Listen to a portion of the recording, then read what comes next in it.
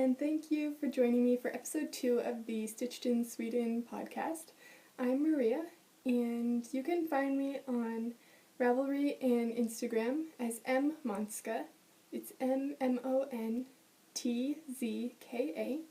And you can also find the show notes for this show and the first show at www.stitchedinsweden.blogspot.com. I have all the links there for things that I talk about during the show. So thank you so much for watching. For those of you who watched last week, my first episode, and left some very nice comments. And if you're new, welcome to the show. So today I'm going to talk to you a little bit about what I've been working on this week, a few things that I finished, and some upcoming projects that I have as well.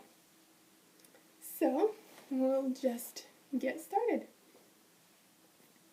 First off, I am still working on the Valentines Socks for my boyfriend.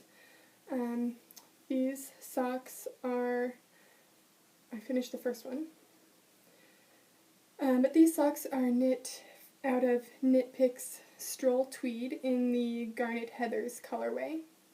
And I'm knitting these on a US size 0, which is a 2mm needle. This is the second one. Last week I was right here at the beginning of the cuff, and I'm just doing a simple ribbed garter stitch sock.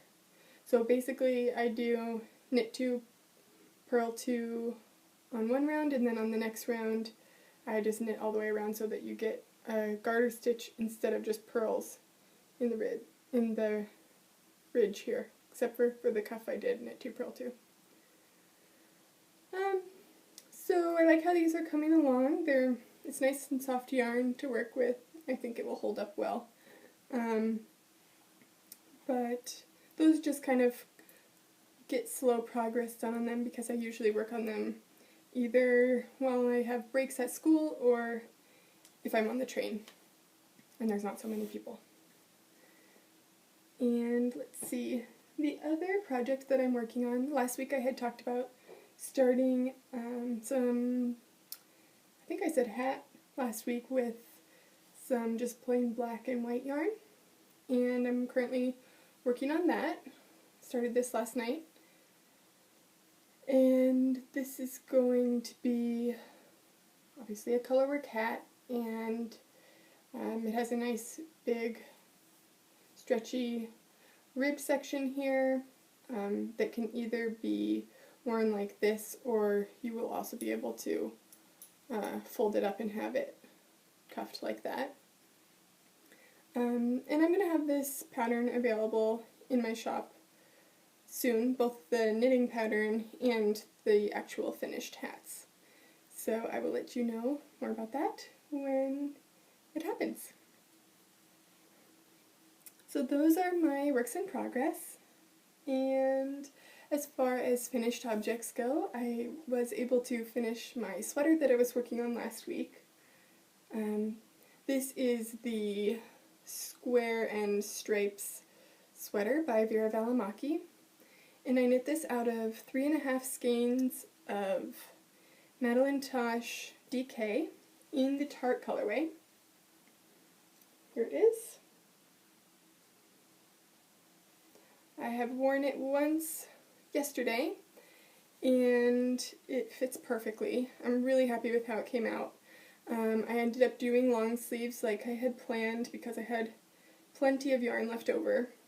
I started out with 5 skeins, and like I said, I have about 1.5 left. I split it up in 2 because I was alternating skeins for the body, and then for the arms I decided not to alternate just because they were really similar, and I didn't think that it was worth the hassle. So, there it is again.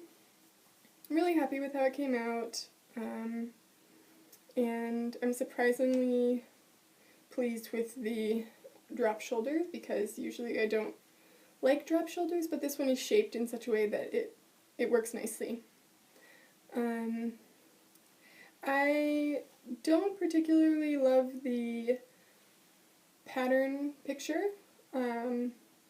that Vera Malamaki has on her project page, just because it's very boxy. And I know it is supposed to be a boxy sweater, but it has a little bit more ease than I'm comfortable wearing. So I actually followed, or I saw, I think her name is Jenny Jennings, from Fancy Tiger Crafts, and she had also knit that sweater out of Madeline Tosh DK in the, I think it was Modern Fair Isle. It's the speckled yarn.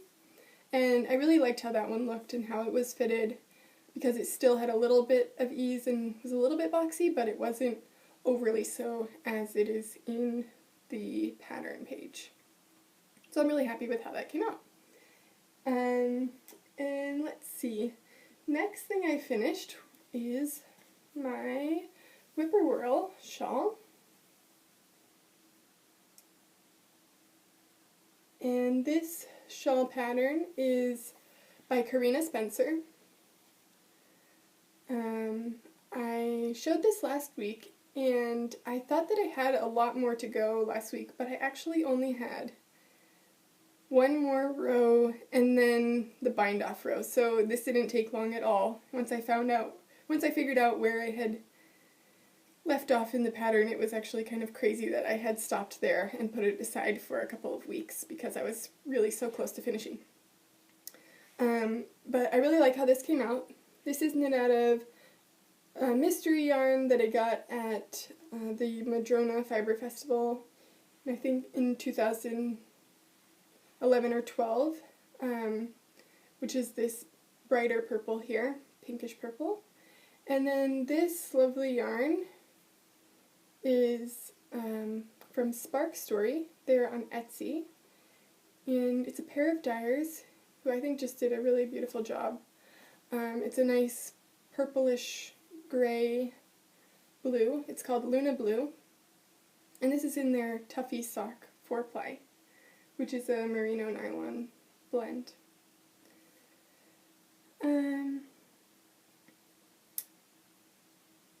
Alright, and another thing that I knit out of that yarn, just because I had some left over, actually I have quite a bit left over, this little ball, which I will definitely use for something else, but I haven't decided what yet, because I really did enjoy that yarn.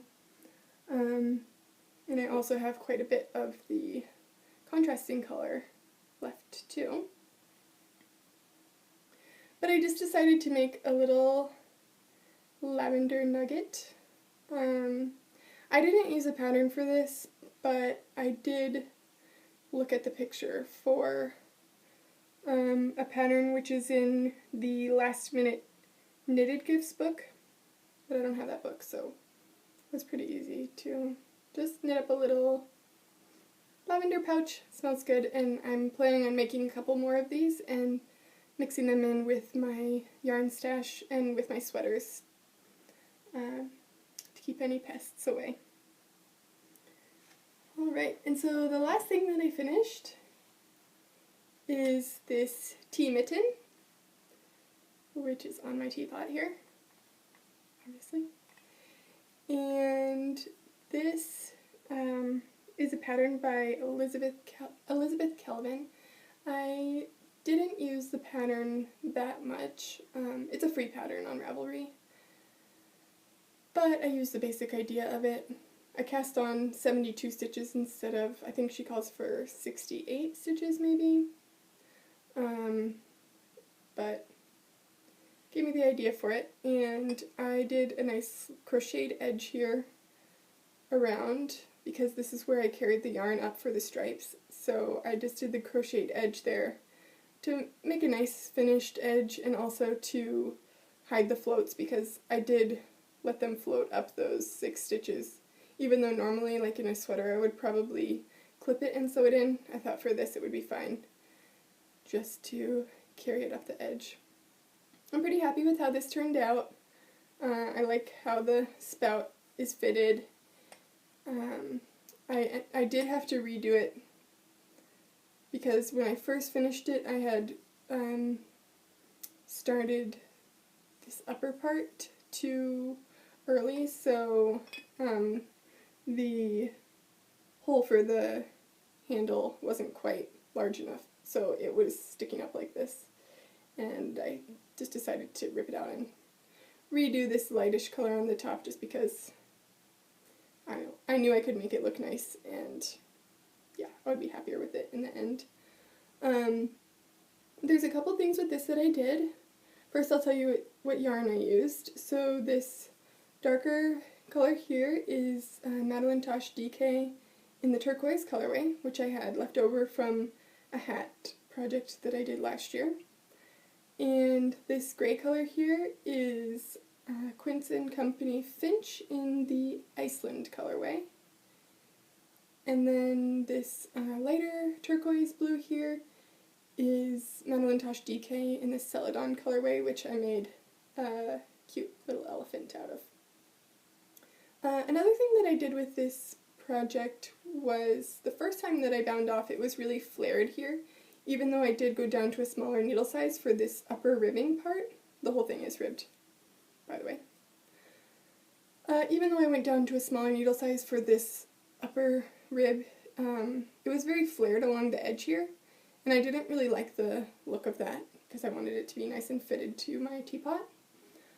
So if you can see here, like on this one, on this pair here, and let's see, this pair, like basically every third row of knit stitches in the ribbing, I decreased before binding off.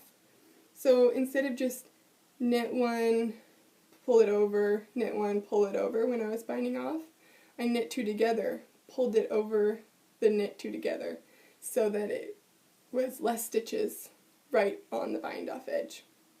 And that worked really nicely. And I got that tip from a Jared Flood pattern that I did. I did I think it's called the Timberline sweater cardigan, and for the top of that cardigan, it was a very ribbed, not ribbed, cabled cardigan. And at the top part of that, he suggested that if you were having problems with the fabric flaring because the cables were ending, that you could knit two together every once in a while you were binding off. So I think that was a really good tip for that. So, speaking of Jared Flood, some upcoming projects I talked about last week that I would really like to start: the Oshima pullover, which is a large cowl neck pullover by Jared Flood, and it also incorporates brioche stitch into the cowl and the yoke area, although it's not a yoked sweater.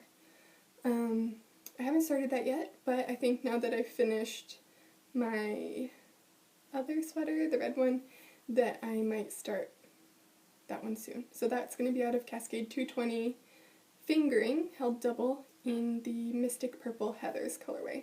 And I showed a swatch last week if you'd like to look at that. No, I don't have it with me today. Another project that I am looking forward to knitting is the Canopy shawl by Melody of B. Mandarin's podcast and blog. She has a beautiful blog, and her Instagram is also really fun to follow, with many lovely pictures from near where she lives and her knitting and things like that. And she is about to come out with a new pattern called Canopy, which is a really pretty shawl pattern. And I have just been trying to decide what yarn I'm going to use for that. So, a couple of options. I'll show you the first one. This is Knit Picks Stroll Fingering in the Dove Heather colorway. And I don't usually like Knit Picks yarn, but I really like the Stroll base.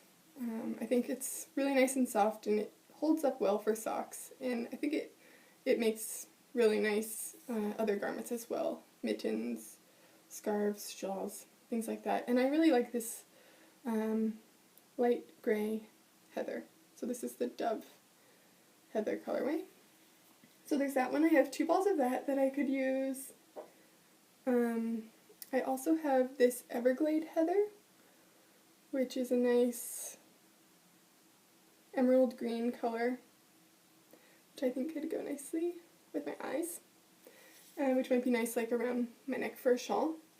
And I have 2 balls of that as well, so that could work. And finally, I have this knitted wit yarn in the Victory Sock, and I bought this on Etsy. This is 240 yards of a superwash merino nylon blend, and this is in the Clematis colorway. It's a little bit brighter purple than it's showing up here, less blue, more purple. So I think that could be fun too. I've also been looking at some of Helen from A Curious Handmade, some of her patterns as well. I have the Candlelight Shawl pattern and the Pebble Beach, I think, pattern, and I would like to knit those shawls as well soon. Okay, so just a couple of other things this week.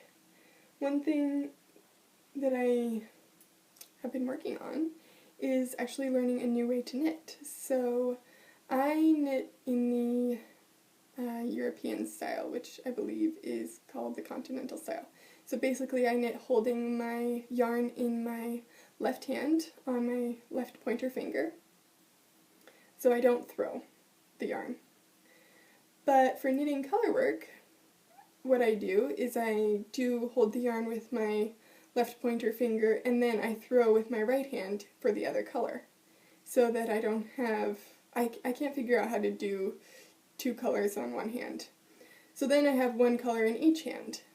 But for me, that was going really slowly because I was having to put the needle down every time that I had to pick up the yarn and throw it over, and I just was interested in seeing if I could find a faster way to knit with 2 colors. So I have been practicing and practicing. It's very awkward and just, I don't know, it feels like learning to write with your other hand or something, because you're so used to doing it one way, and then it's like, okay, now you're gonna switch. Well, you basically have to retrain your muscles how to knit in a totally different way. So I have gotten pretty good at it, but it does take me a little bit of time every time I start a new row to remember how I was tensioning the yarn in my right hand. So basically, I don't think I'm going to be able to show you on here because it will take me a while. But when I knit with my left hand in the Continental way, I put the yarn through my pinky like this, wrap it twice around my index finger, a little bit closer in, and then I knit. So one of the tricky things for me about trying to learn to also knit using my right hand in that way was that I use my left hand to do little specific things with the yarn and with the needles in my right hand when I'm knitting with just one strand like this. So I scoot up the stitches this way, I use this finger in my right hand to push this needle down, all sorts of little movements like this, that as soon as I had yarn in my right hand, trying to tension in a similar way, but a little bit differently around different fingers, it was like impossible. I felt like I couldn't knit at all because suddenly I didn't have the ability to use my left hand and my right hand together just to knit with one, if that makes any sense. Basically, I have been able to do it, which is this little motion here. Okay, well, it's not working very well right now, but I can do it pretty fast. And I think, from what I can gain, this is like some sort of flicking technique. Okay, I'm not following the pattern right now, but you could see the difference maybe. Maybe it's really hard to see against my shirt. Anyway, it was fun to learn something new and to have it actually start to work after a couple of inches of knitting. and hopefully it's going to improve my efficiency and progress on stranded colorwork knitting in the future. So excited about that. I just wanted to show this because it's cute and I've been using it a lot lately. This is from my friend Elena. She gave this to me for Christmas, and it's from Lantern Moon, and it is a measuring tape. So you just squeeze his little belly and pull out his tail, and then you get a centimeters and inches. So he's perfect. But yeah. Alright, so that is pretty much it for the knitting this week. I just wanted to talk about a couple of other things that I have been working on. So the first thing is that I have been trying to decorate a little bit more in our apartment and put some things up on the walls. I've been living here in this apartment almost for a year now, and there's still, I would like to have some more things on the walls, and just, it's kind of like an ongoing process of getting things up and decorating. So I did a bit of organizing. I reorganized my desk and this shelf here that you can't really see, but you can see some of my fabrics here. And I also I just decided that I was going to do a little bit of sketching and maybe come up with a quick little print to put on the wall. So I did this little cactus, and I got some inspiration for this on Pinterest. I think it's kind of funny because I think the inspiration also came from my hat that I've been working on.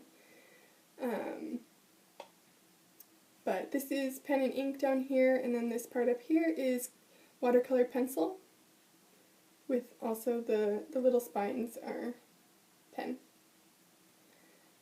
So just another thing to add to the wall or to my desk. And so that was kind of fun.